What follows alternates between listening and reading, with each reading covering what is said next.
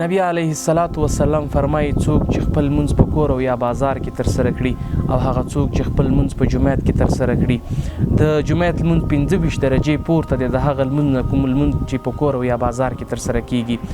نبی علیه السلام فرمایي څوک چې په ښه شان سره اودس وکړي او بیا د جومات لپاره د لمانځه لپاره روان شي او چې کوم بل نیت یې ورسره نه وي